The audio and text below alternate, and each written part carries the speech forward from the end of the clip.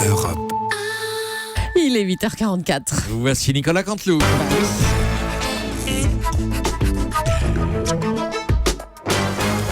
C'est presque de l'info, c'est la revue de presque de Nicolas Canteloup.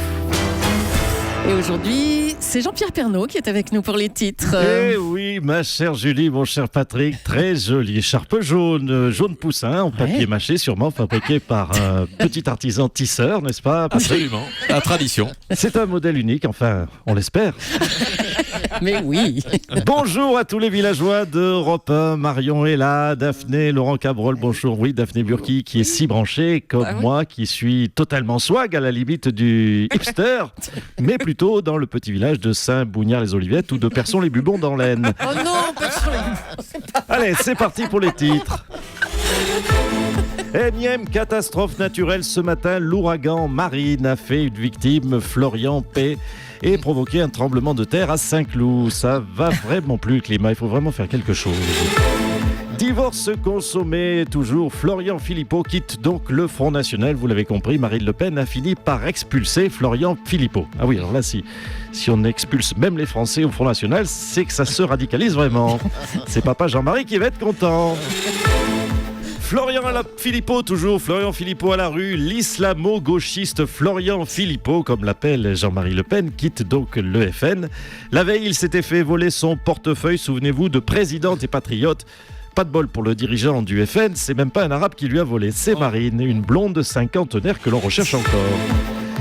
Deuxième journée de grève à Paris, Emmanuel Macron est à Marseille. La première journée de grève, rappelez-vous, il était à Saint-Barth, et pour la troisième de samedi, il prévoit d'être à Ibiza.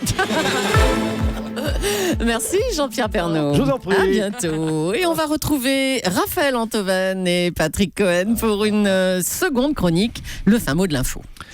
Alors, mon cher Raphaël Enthoven, on entend ici et là des critiques à propos des prévisionnistes qui n'ont pas prévu les récents ouragans et autres tremblements de terre. Alors, me vient cette question, que vous avez d'ailleurs notée, peut-on prévoir l'imprévisible, Raphaël? Bonjour, c'est Raphaël Enthoven, fils caché de Platon et de Fanny Ardant. Énoncé de la sorte, Patrick, cette question, peut-on prévoir l'imprévisible, navigue entre l'absurde et le totalement con. Cela revient à demander, peut-on manger l'immangeable ou peut-on biter l'imbitable? C'est abscon, c'est idiot. Blâmer, cher Patrick, le prévisionniste, c'est lui demander d'être Dieu. J'ai beaucoup de respect, vous le savez, pour notre ami Laurent Cabrol, mais il n'est pas Dieu. Doit-on clouer au pilori ce pauvre bougre de Cabrol quand il se gourre un jour sur deux? Certes non. Certes non. Là, c'est à vous de me relancer, Patrick.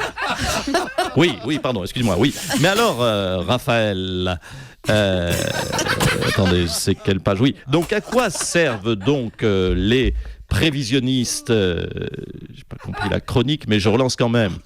À rien souvent, Patrick, et beaucoup quelquefois. Et donc le fin mot de l'info, Raphaël.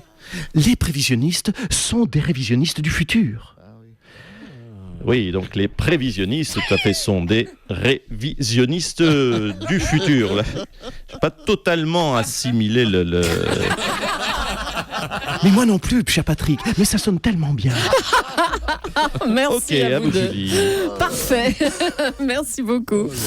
On vient donc de l'apprendre ce matin. Florian Philippot quitte le Front National. On a la réaction du président historique du Front. Bonjour Jean-Marie Le Pen. Oui, bonjour, n'est-ce pas, à votre joyeuse smala, et en particulier à Monsieur Cohen et à Madame Daphné Burka. Non, c'est pas Burka, c'est Burki. Oui, écoutez, ne jouez pas sur les mots, Madame Leclerc. Alors, Florian Philippot quitte le FN. Vous devez être content. Écoutez, je dois dire que c'est une joie mitigée, n'est-ce pas, car je déteste, bien sûr, l'islamo-gauchiste pro-couscoussier Florian Ben Philippot, mais je déteste peut-être encore plus ma fille, n'est-ce pas? Ah, bah, dis donc. Florian Philippot a déclaré récemment « On m'a mis un pistolet sur la tempe ». C'est toujours les mêmes méthodes violentes au FN. Écoutez, je m'inscris en faux, ce sont des affirmations mensongères. mensongère et diffamatoire. Monsieur Philippot, n'est-ce pas, ne peut affirmer qu'on lui ait mis un pistolet sur la tempe. En plus, il ne pouvait pas me reconnaître, j'avais une cagoule, n'est-ce pas? Et un dernier mot, j'aimerais qu'on soit, s'il vous plaît, tous solidaires avec nos amis des Antilles, n'est-ce pas? Donc je veux dire aux auditeurs, faites un don à Solidarité Antilles. Eh ben, c'est très bien, monsieur Le Pen, on vous félicite. C'est bien d'être solidaire avec nos dom-toms. Non, on s'en fout, ça n'a rien à voir, simplement, sinon ils vont débarquer chez nous. Oh là là. Bon, on va vous laisser alors. Le Mexique a été frappé par un violent séisme. Les dégâts sont considérables. Oui. Et d'ailleurs, le gouvernement n'a rien fait. Éric Ciotti, vous revoilà.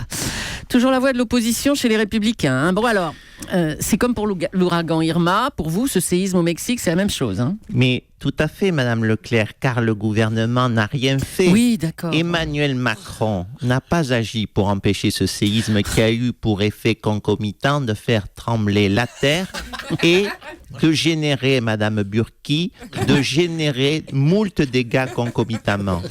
Savez-vous, Monsieur Cabrol, que toutes les plantations, oui, Madame Marion Lagardère, toutes les plantations d'avocats se sont transformées en gigantesques étendues de guacamole.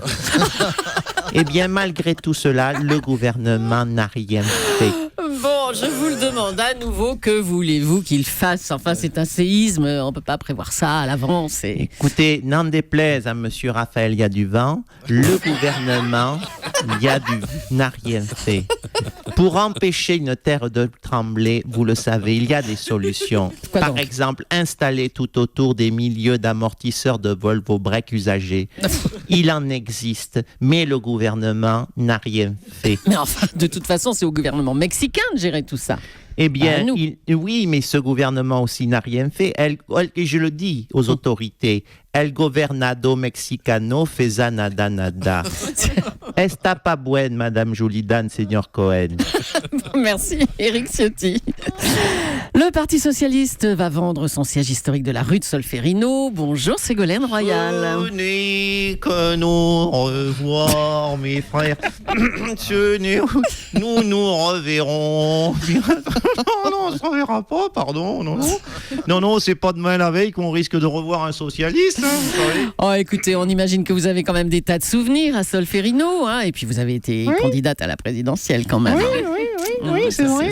Écoutez, c'est vrai que j'ai un pincement au cœur. C'est vrai que Solferino, c'est 40 ans de souvenirs. Enfin, non, c'est 15 ans de souvenirs. C'est mieux 15. Oui, il faut que je me rachète d'ailleurs une crème Q10 anti-irritien, ça me fait penser.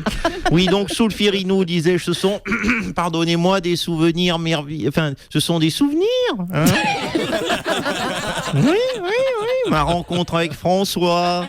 Ma branlée au présidentiel, la branlée de Benoît Hamon, la branlée aux législatives, la branlée aux municipales, la victoire de Jean-Christophe Cambadélis. Non, c'est très bien de le vendre, ce bâtiment. Je ne vois pas qui va s'en plaindre.